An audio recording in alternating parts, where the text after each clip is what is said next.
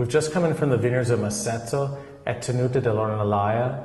I'm with Leonardo Raspini, the general manager, and Axel Heinz, the winemaker. We're tasting 2009 first from barrel, then 2008 from bottle, which is the most recent release. So tell me a little bit about 2009. 2009 is it was a harvest where we have had a very quickly ripening in the beginning of September. The wind from south, the Scirocco, arrives on our vineyard on Masseto with very strong force, and of course the berries and the grapes have had a concentration, a very good concentration, but very quick. So 2009, I remember that was the shorter phase between the harvest in the upper part of Masseto Alto, and the middle part, the Masseto Centrale.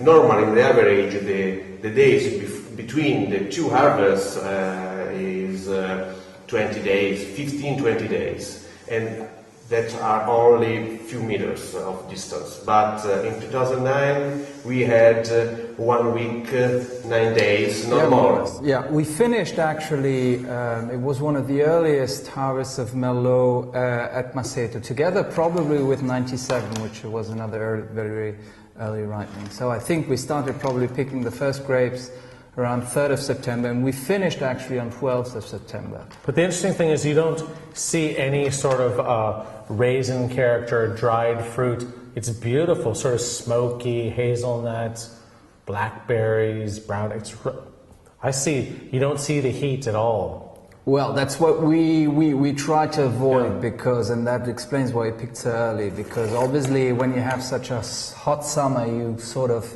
remember 2003. And that's what we try to avoid. We thought initially the wines were a little bit overripe, to be honest, but probably it was psychological, because we knew we had picked them under such heat. But then if you look after 1 year of aging, a little bit more than 1 year, they show nothing of this resined and overripe. No, not like, for example, 2003. Yeah. Nothing like that. Well, let's talk about the 2008 then. That's much more classic style Masseto. Very opulent, complex. Wow. You know, during harvest of the Merlots, the first half of September was almost equally hot during the day in 2008 than it was in 2009. Only that in 2008 the nights were very fresh, so much more excursion.